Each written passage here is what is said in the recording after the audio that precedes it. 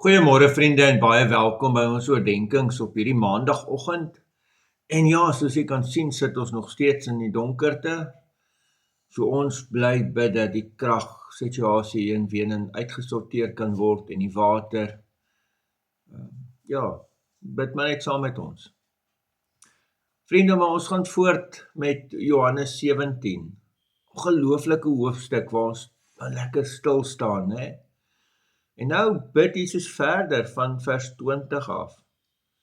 Ek bid egter nie net vir hulle nie, maar ook vir die wat deur hulle woorde in my glo, dat hulle almal een kan wees, net soos u Vader in my is en ek in u, en dat hulle ook in ons kan wees, sodat die wêreld kan glo dat u my gestuur het.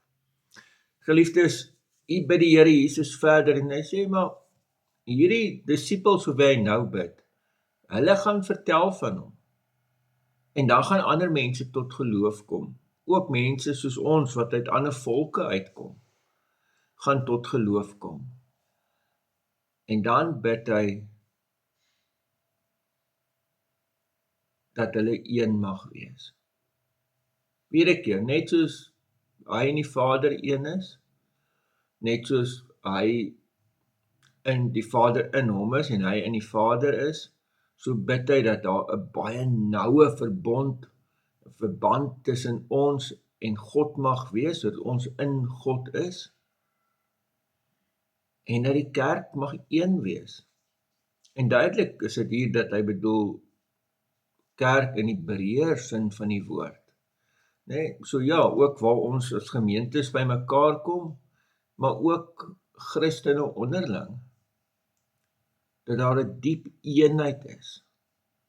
En Jesus sê dat hierdie eenheid gaan maak dat die wêreld kan glo dat hy Christus is, dat God hom gestuur het.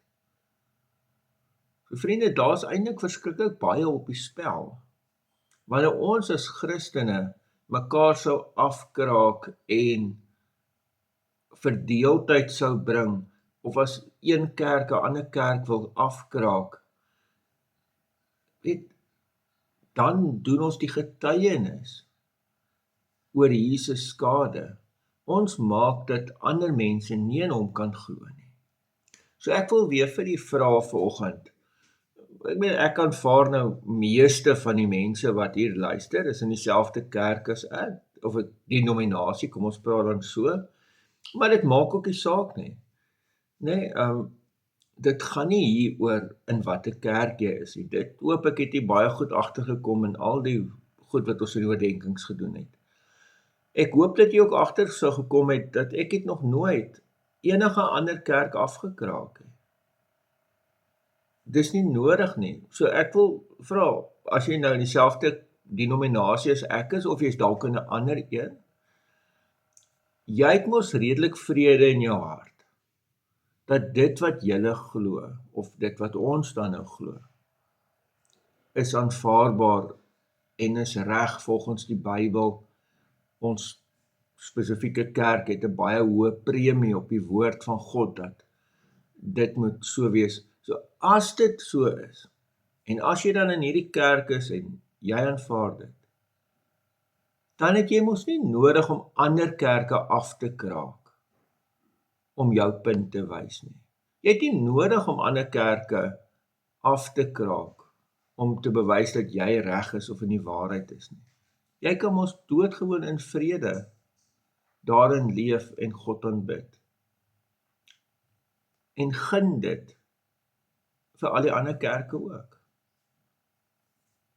Dis letterlik die getuienis oor wie Christus is, wat op die spel is. So mag ons dit onthou. Amen. Here almagtige God, baie dankie dat u ook vir die kerk, vir die volgelinge, vir die disippels gebid het. En ja, Here, ons kom bid dat die kerk hierdie boodskap mag hoor en dat ons mag een wees. In die naam van ons Here Jesus Christus. Amen. Vriende, mag jy baie mooi en mag jy 'n baie geseënde dag hê. Totsiens.